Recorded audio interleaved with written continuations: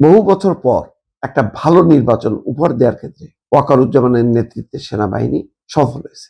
কয়েক মাস আর বাকি আছে, তিনি অবসরে যাবেন, কিন্তু বাংলাদেশের ইতিহাসে ওয়াকারুজ্জামানের নাম কিন্তু লেখা থাকবে।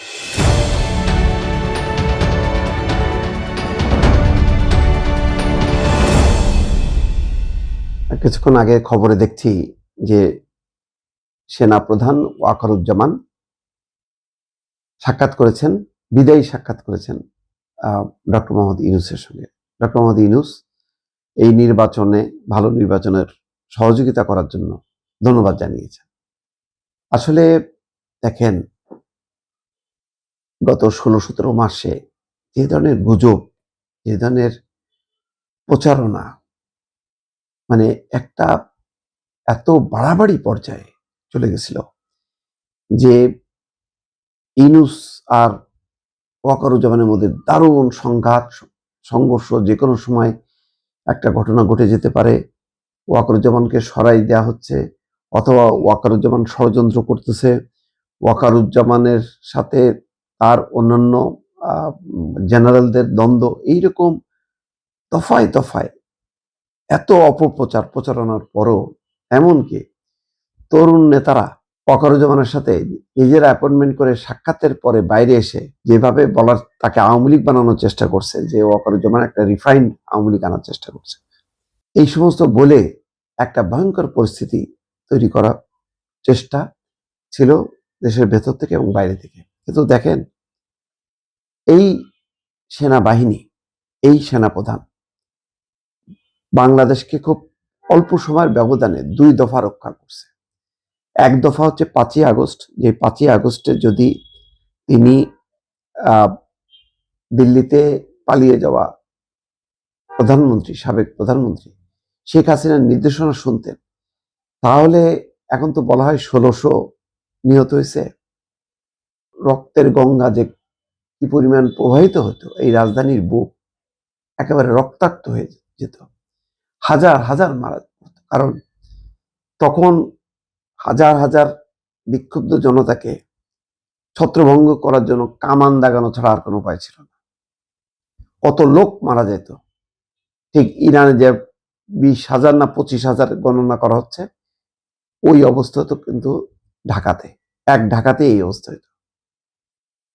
সেই রক্তপাতটা বন্ধ করছে। একদিকে জনতার বুকটাও ঝাঁঝরা হইতে দেয়নি ওয়াকারুজ্জামান, আবার যারা পরাজিত হলো তাদেরকেও কিন্তু রক্তপাতের হাত থেকে রক্ষা করছে। যদি সেনাবাহিনী ইঙ্গিত দিত বা নিজেদেরকে গোটায় রাখত, আপনি চিন্তা করেন ক্যান্টনমেন্ট থেকে যদি বের করে দিত আওয়ামী লীগের নেতা কর্মীদেরকে, কি পরিমাণ রক্তাক্ত পরিস্থিতি তৈরি হতো, শেখ হাসিনা নিজেই তো মারা পড়ত। তাহলে কিন্তু এই গণ অভ্যুত্থানের যে মজাটা বা মেজাজটা, আমেজটা, সেটা কিন্তু আর থাকতো না। সারা বিশ্ব কিন্তু এটা মেনে নিত না, নিন্দা করত। সেই রক্তপাতটাও বন্ধ করছে। কেউ পালিয়ে গেছে বা পালিয়ে যেতে দেওয়া হয়েছে, আবার কেউ কারাগারে গেছে, রক্তপাত তো হয়নি। একজন মন্ত্রী, প্রতিমন্ত্রী, এমপিও তো জনতার হাতে নিহত হয়নি, বিক্ষুব্ধ জনতার হাতে। হ্যাঁ, বাসভবন অগ্নিসংযোগ হয়েছে, স্থাপনা নষ্ট হয়েছে, এতে কিছু আসে যায় না, কিন্তু মানুষের জীবন তো আর যায়নি। অন্যত আওয়ামী লীগের মোটা দাগের নেতা কর্মীরা তো ওই সময়ে জেনারেল ওয়াকারের ভূমিকার কারণে এটা সম্ভব হয়েছে। আর এক দফা দেখেন, এই নির্বাচনটা জন্য ওয়াকারুজ্জামান কত আগ্রহী ছিলেন, বলছিলেন ডিসেম্বরে হবে বলে তিনি আশা প্রকাশ করছেন, আর সাথে সাথে লেগে গেল সবাই ওয়াকারুজ্জামানকে ভিলেন বানানোর জন্য। হাইরে চেষ্টা, ভয়ঙ্কর চেষ্টা, একেবারে মানে তার বিরুদ্ধে কোন তার বাহিনীর লোকজনকেও নামায় দেওয়া হয়, এইরকম একটা প্রচার প্রপাগান্ডা ছড়ানো হয়েছে। এবং সবাই বলছিল যে নির্বাচনটা পুলিশের পক্ষে সম্ভব না যে পরিস্থিতিতে।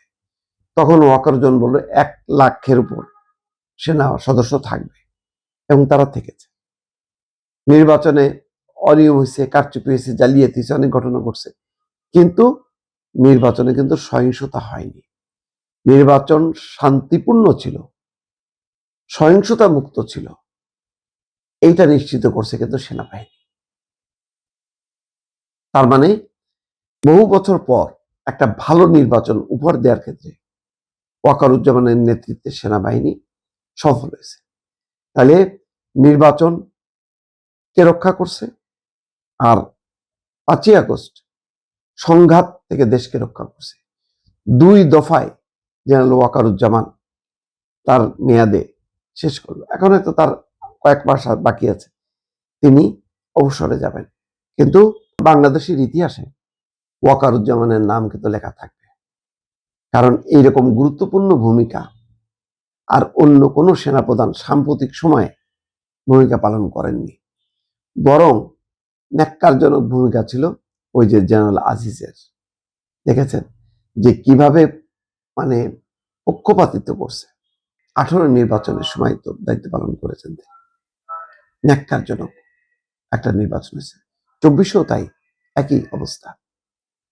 তো সেই তুলনায় সেনাবাহিনীর যেখানে ভাবমূর্তি একেবারে তলানিতে গেছিল, সেই ভাবমূর্তিটা পুনরুদ্ধার করছেন জেনারেল ওয়াকারুজ্জামান এবং দেশকে সংঘাতের হাত থেকে রক্ষা করছে। ভালো নির্বাচন উপহার দিয়ে তিনি বিদায় নিচ্ছেন। তার এই বিদায়টা অন্য যে কোনো মানুষের চেয়েও অনেক গুরুত্বপূর্ণ বলে আমি মনে করছি। দর্শক।